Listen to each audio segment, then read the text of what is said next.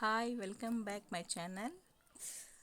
ಈ ದಿನ ನಮ್ಮ ಏರಿಯಾದಲ್ಲಿ ಕಾರ್ತಿಕ ದೀಪೋತ್ಸವ ನಡೀತಾ ಇದೆ. ನಮ್ಮ ಮನೆ ಹತ್ರ ಇರೋ ಟೆಂಪಲ್ ಇದು ಮಲ್ಲಿಕಾರ್ಜುನ ಸ್ವಾಮಿ ದೇವಸ್ಥಾನ ಅಂತ ಹೇಳ್ತಾರೆ. ಇಲ್ಲಿ ನಮ್ಮ ಮನೆ ಹತ್ರನೇ ಇರೋದಿದು.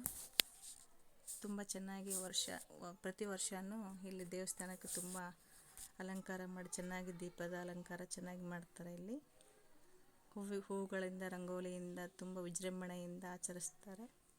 ಇಲ್ಲಿ ಈಶ್ವರ ದೇವರನ್ನು ರಂಗೋಲಿಯಿಂದ ಹೂಗಳಿಂದ ಅಲಂಕಾರ ಮಾಡಿದ್ದಾರೆ. ತುಂಬ ಚೆನ್ನಾಗಿ ಅಲಂಕಾರ ಕಾಣಿಸ್ತಾ ಇದೆ.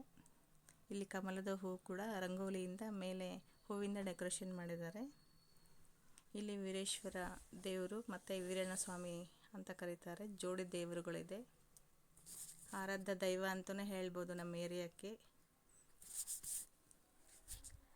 ನಮ್ಮ ಏರಿಯಾದಲ್ಲಿ ಆರಾಧ್ಯ ದೈವ ಅಂತ ಕರೀತಾರೆ ಎಲ್ಲರೂ. ನಾವು ಕೂಡ ತುಂಬ ಭಕ್ತಿಯಿಂದ ಪೂಜೆ ಮಾಡ್ತೀವಿ ಸ್ವಾಮಿಗೆ.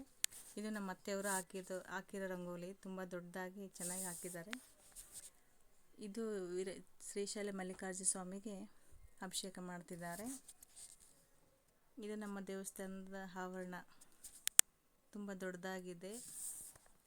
ಅಭಿಷೇಕ ಮಾಡಿದ ನಂತರ ಹೂವಿಂದ ಅಲಂಕಾರ ಮಾಡಿದ್ದಾರೆ ಮಲ್ಲಿಕಾರ್ಜುನ ಸ್ವಾಮಿಗೆ. ತುಂಬ ಚೆನ್ನಾಗಿ ಕಾಣಿಸ್ತಾ ಇದ್ದಾನೆ ಮಲ್ಲಿಕಾರ್ಜುನ ಸ್ವಾಮಿ. ಹೂಗಳಿಂದ ಕಂಗೊಳಿಸಿದೆ. ಪ್ರತಿ ವರ್ಷ ಇಲ್ಲಿ ಶಿವಮಾಲೆ, ಶ್ರೀಶೈಲ ಮಾಲೆ ಅಂತ ಕರೀತಾರೆ, ಶಿವಮಾಲೆ ಅಂತ ಕರೀತಾರೆ. ನಮ್ಮ ಇದನ್ನ ಕೂಡ ಶಿವಮಾಲೆ ಹಾಕಿದ್ದಾರೆ. ನಾವು ಎಷ್ಟು ದಿನ ಅಂದ್ಕೊಂಡಿರ್ತೀವಿ, 21 ದಿನ, 11 ದಿನ, 5 ದಿನ ಅಂತ ಅಂದ್ಕೊಂಡಿರ್ತೀವಲ್ಲ, ಅಷ್ಟು ದಿನ ಶಿವಮಾಲೆ ಹಾಕ್ತಾರೆ. ಬೆಳಗ್ಗೆ 4 ಗಂಟೆಗೆ ಪೂಜೆ ಮಾಡ್ತಾರೆ ಮತ್ತು ಸಾಯಂಕಾಲನೂ ಪೂಜೆ ಮಾಡ್ಕೋತಾರೆ ಶಿವಗಳೆಲ್ಲ. ಇಲ್ಲೇ ಈ ದೇವಸ್ಥಾನದಲ್ಲಿ ಮಲ್ಕೊತಾರೆ, ಇಲ್ಲೇ ಊಟ ಮಾಡ್ತಾರೆ ದೇವಸ್ಥಾನದಲ್ಲಿ.